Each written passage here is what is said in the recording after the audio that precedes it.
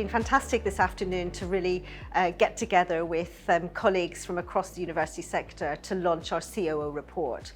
I think the big takeaway for me is just how important it is to share and to learn and engage with each other, to find out what's been happening in the sector, new ways of doing things, some of the innovation that's going on, and the real passion that people have for the role that they play and the contribution that their institutions are making, not just to their students, but to the wider communities within which they operate. For me, one of the things that I'm most delighted to see there is customer experience and a focus on service effectiveness.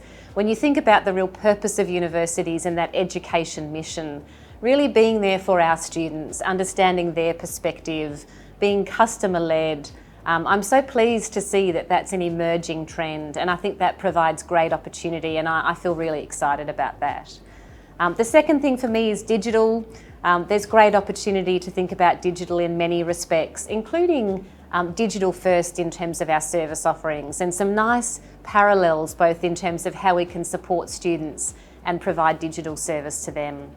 And then thirdly, people capability, seeing that focus on people, seeing that focus on leadership, and how we can build our leadership and people capability in the university sector.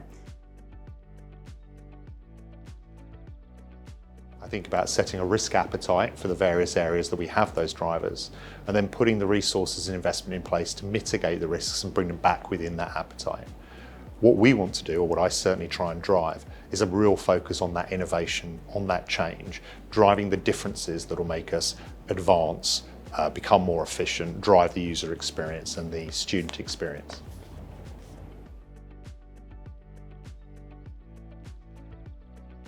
Probably the first thing you need to do is obviously to be absolutely ruthless in terms of your prioritisation of expenditure.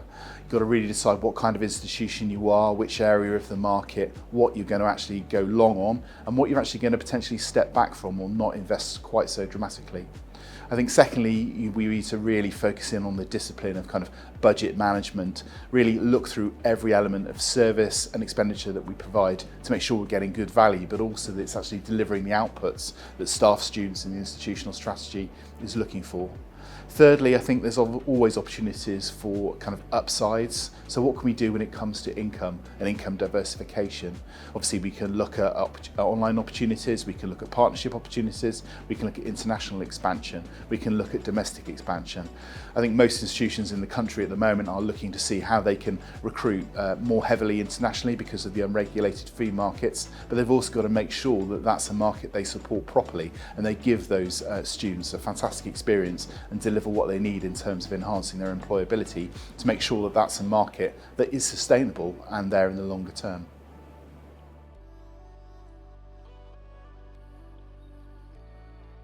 So in terms of digital solutions that will make a difference in universities, I think number one, we've got to think about things that will make the lives of our students easier. So things like single student system or interface solutions that give them all the services and interactions they want in one place.